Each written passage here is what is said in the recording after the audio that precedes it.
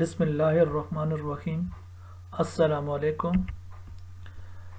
Lecture number 15, topic है word examples.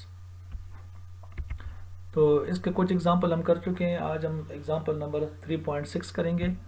इसकी statement है, obtain the equations of motion for the motion of A particle of mass m in A potential in spherical polar coordinates. तो इसकी statement है।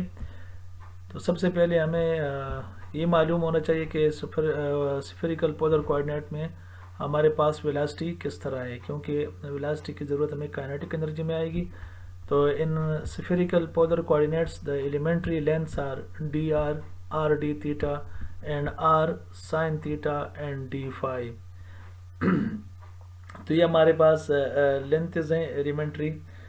और इसकी velocity अगर देखें, वहाँ पे हमने जो शुरू के लेक्चर्स थे वहाँ हमने स्फेरिकल कोऑर्डिनेट्स में वेलोसिटी को कैलकुलेट किया था। तो वेलोसिटी के component r dot, r theta dot और r sine theta phi dot थे।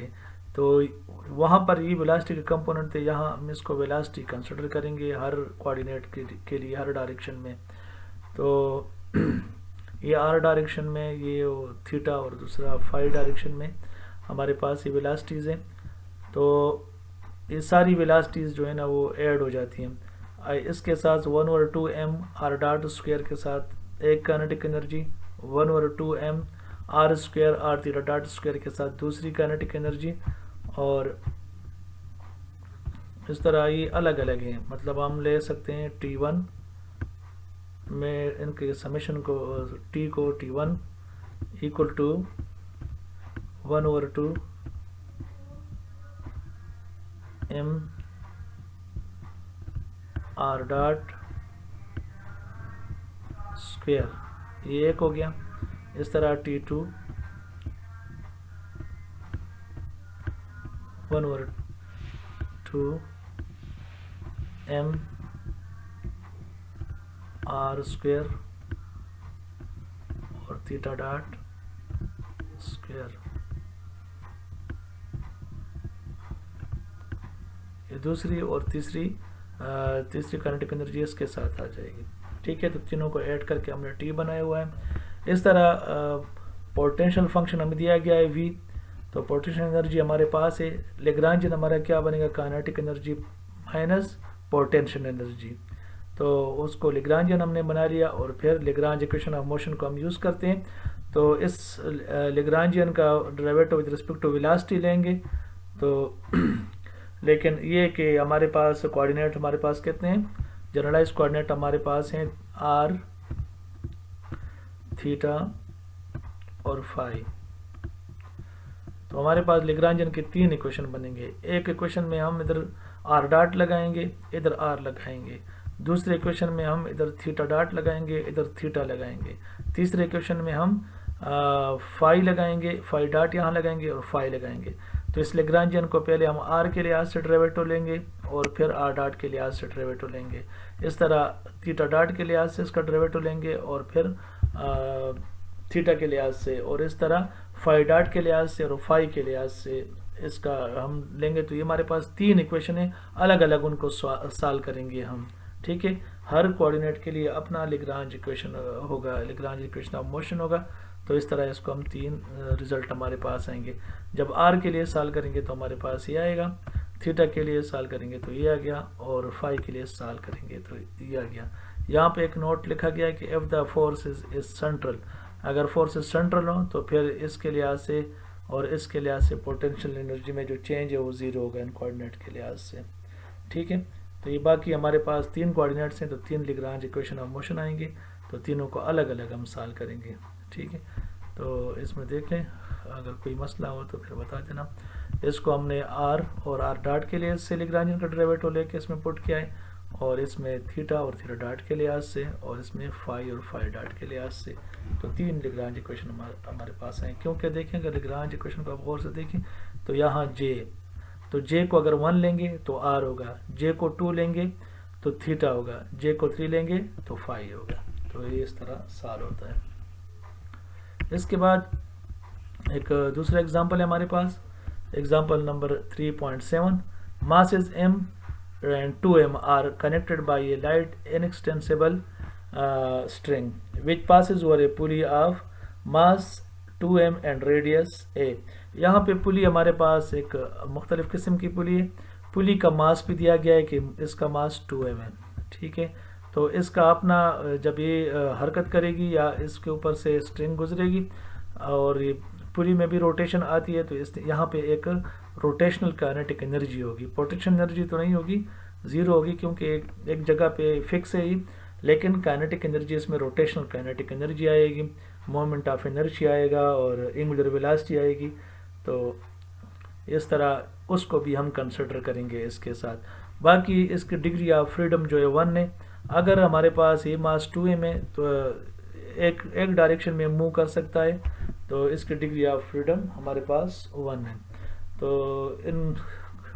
इसके लिए हमारे पास इक्वेशन आएंगे कि जो काइनेटिक एनर्जी है वो है 1/2 mx डॉट स्क्वायर, ये हमारे पास एक आ गई।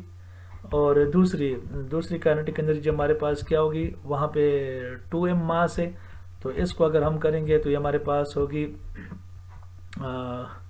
1/2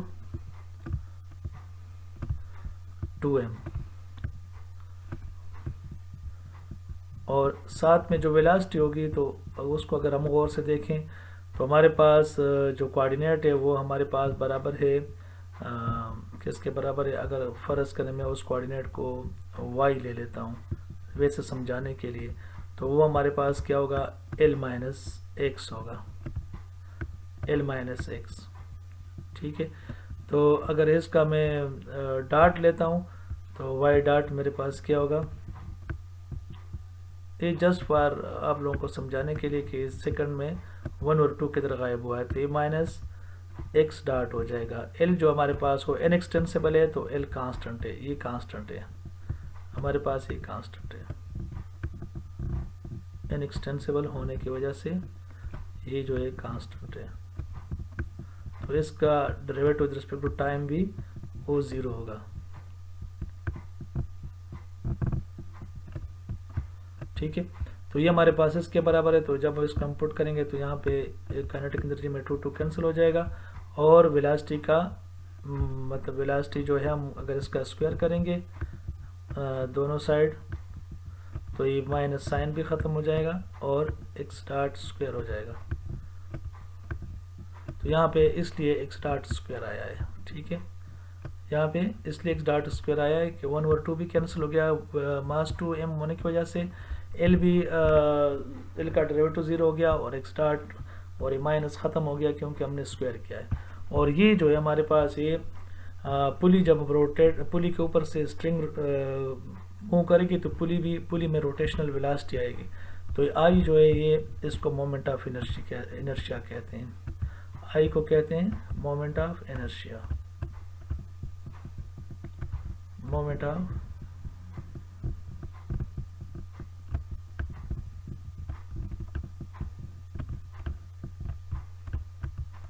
इनर्शिया।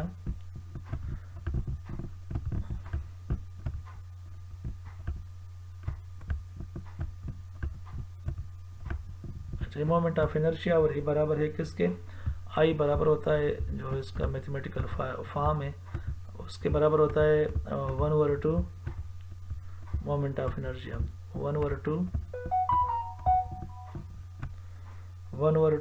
और क्योंकि पुली का मास 2m है तो 2m आ जाएगा, और साथ में रेडियस स्क्वायर आ जाएगा। ये इसका मोमेंट ऑफ रेडियस हमारे पास है तो मोमेंट ऑफ इनर्शिया इसका ही आएगा। आगे एंगुलर वेलोसिटी हमारे पास होती है r = ओमेगा, तो यहाँ पे एंगुलर वेलोसिटी होगी omega = v divide by r, v = r omega. ठीक है, ये मैंने r कह दिया लेकिन ये v है, v = r ओमेगा। तो जब हम इसको रीअरेंज करेंगे तो v डिवाइड बाई r हो जाएगा। ठीक है, तो v यहाँ पे हमारे पास क्या है, v यहाँ पे हमारे पास वेलोसिटी चूँकि सिंगल वन डायरेक्शन या डिग्री ऑफ फ्रीडम इसकी एक है वो x है, तो x वेलोसिटी हमारे पास x डॉट इसकी वेलोसिटी हो गई और डिवाइड बाई r की जगह पे हमारे पास a है, तो ये हमारे पास मोमेंट ऑफ इनर्शिया में जो एंगुलर वेलोसिटी है वो हमारे पास x डॉट ओवर a बन जाएगा।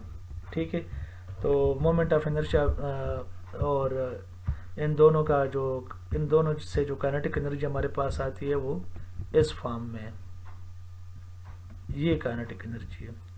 तो अब I की और W की जब वैल्यू हम लगाएंगे तो हमारे पास इस फॉर्म में आ जाएगी। ठीक है, और इन दोनों का हमने वो ले लिया है एलसीएम लेके, इनको हमने सिंप्लीफाई कर दिया, तो पहली दो टर्मों से ये आ गई, और इसमें जब हमने पुटिंग की I की वैल्यू और W की वैल्यू पुट की तो हमारे पास ये आ गया। अब नहीं सॉरी, अभी I की वैल्यू पुट नहीं की, W की वैल्यू पुट की, और इसको अगर हम मज़ीद सिंप्लीफाई करेंगे तो हमारे पास फिर ये आ जाएगा, यहाँ से ये आ जाएगा।